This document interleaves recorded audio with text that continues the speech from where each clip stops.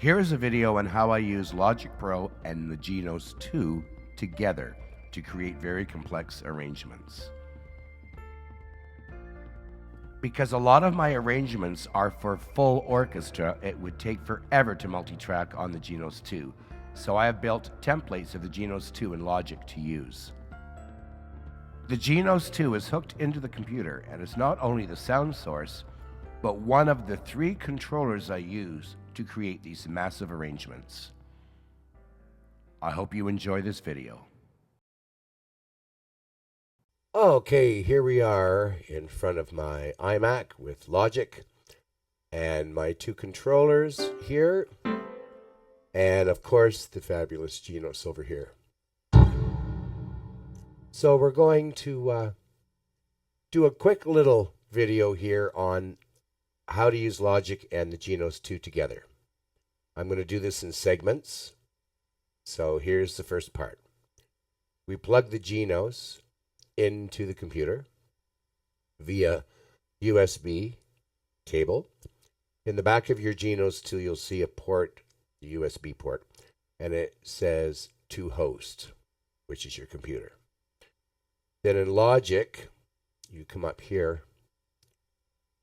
and you go to Control Surfaces, Setup, and it will appear here. And Logic just sees it, so you don't have to do any fancy-dancy nothing. And it sees all the channels of the Genos and everything that's in there. All right, that's part 1. Once you're hooked up, then we move on, okay? Now, the template you see on the screen here is actually Hallelujah and Memory, the medley that I did. And this is the one I'm going to use today, okay? I just got to set up a couple more things, and I'll be right with you. Hold on. Okay, so this is Hallelujah and Memory. I believe the composer wrote Hallelujah in 4 flats because he had to move 3 times.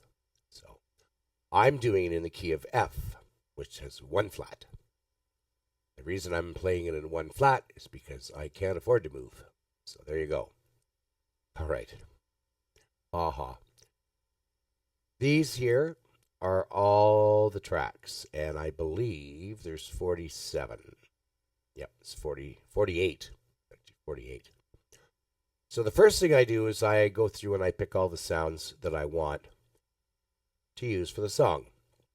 So we have piano, the Genos synth, the sax, bass, choir, solo vocal, choir, harp, woodwinds, lead flute, oboe, French horn, trumpets, blah, blah, blah. Now, these here are actually audio files. And what I do, and I'm going to show you, is I play the parts in one by one so you can imagine how long it takes. That's why I like using Logic, because I'm not a big fan of hardware sequencers, although I do use the multi-tracking recording on the Genos too. But I'm a lot faster here. Otherwise, it would take forever and ever and a day. Amen. Oh, Lord, come to the roof and we'll pay for the shingles. So we're going to start with the piano here. And I'm just going to play something. The opening, actually. Okay, here we go.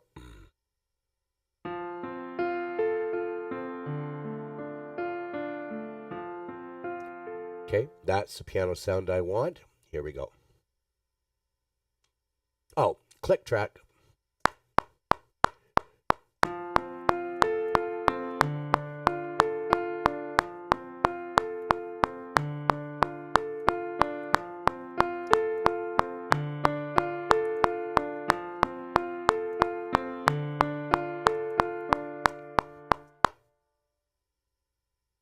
Okay, so this here is the MIDI. And I'm just going to quantize that to 1/8 notes. And if you want, you can double click on that. It'll bring up a piano roll and you can go in and edit the part. I don't do that. If I play it, make a mistake or play it wrong, I play it again till I get it right. it's sounding more not sequenced, I guess, and so precise that it sounds like dance music. Okay. Now, the reason I convert the MIDI to audio is that 48 MIDI tracks takes a hell of a lot of CPU power to run. So once I've decided, okay, that piano part's perfect, I'm not going to change it, I just do what's called a bounce in place in Logic. What that does is it converts the MIDI to audio. So here we go. Now I delete the MIDI. You can keep it and just disable it if you want. When I'm done with it, I'm done with it. And here is the part that we just recorded. Turn the click off.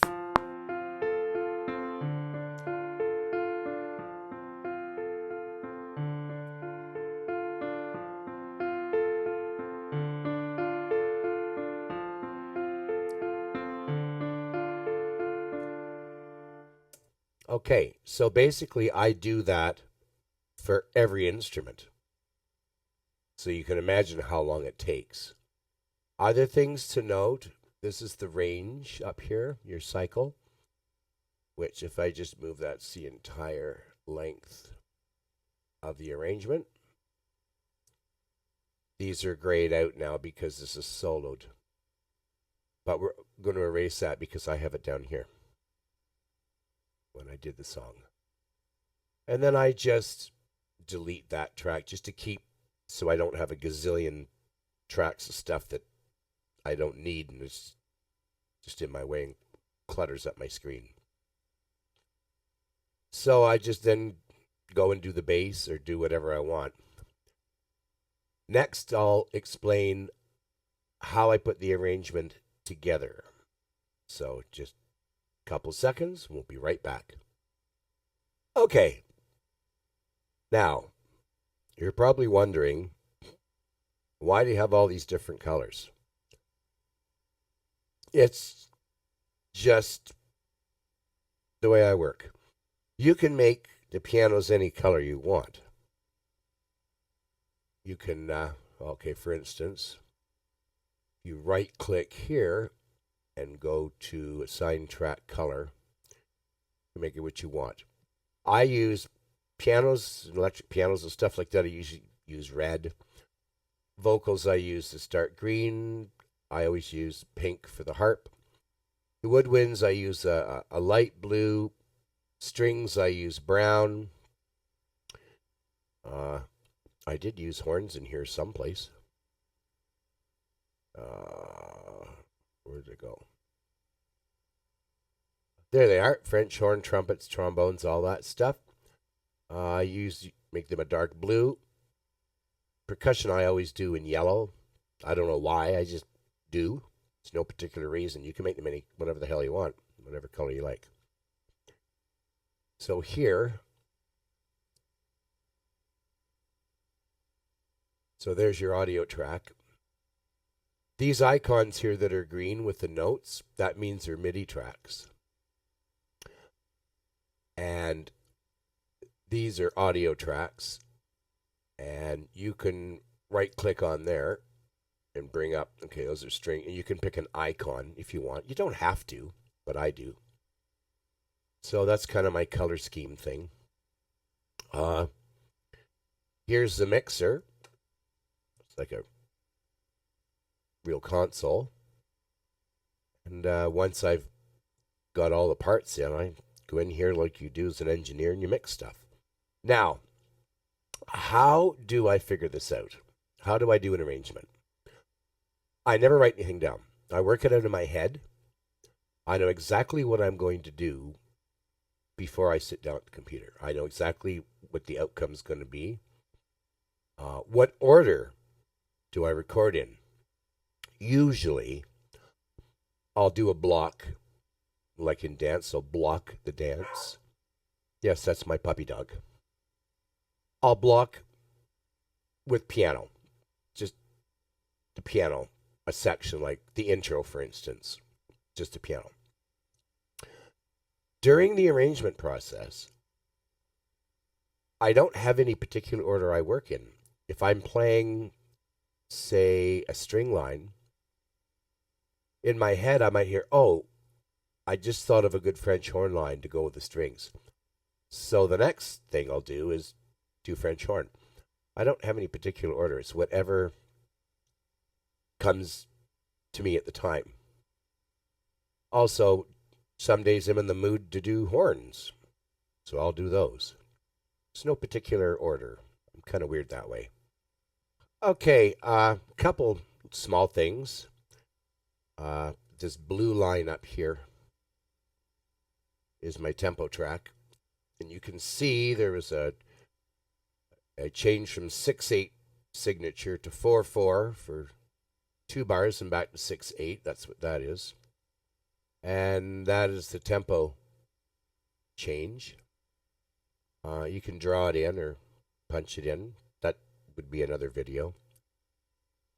Once the arrangement's finished, then I just mix it. And once it's mixed, then I bounce it down to a stereo file. Now the Genos reads MP3 and WAV files. And the Genos reads 44.1 16-bit. I hope in some of the updates with the Genos 2 it'll read 24-bit. But for now it's 44.1 16-bit. Once I mix it down, I have a stereo file. So I'll copy that onto a USB drive, stick or drive, whatever. Put it in the Genos, and then I'll load up into song A or B. Now I have my backing tracks for the song. Then I'll pick the instruments I'm actually going to play with the tracks. In essence, the Genos with the prepared arrangement is the orchestra. I am the soloist. So I might use piano with the arrangement, electric piano, whatever I want. So when you watch me play on my YouTube videos and there's a whole orchestra playing, you don't see a lot of this. Because I'm playing my parts and the Genos is playing its parts, which are my parts because I did them in Logic.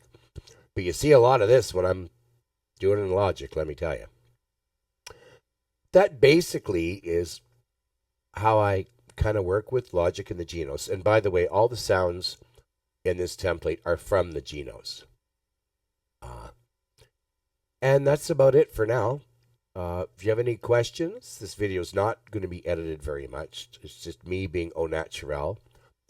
I don't use a teleprompter and make it slick like CBC News. It's me, what you see is what you get.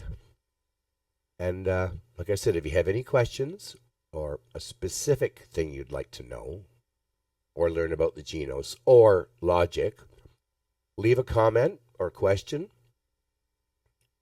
and I'll get back to you.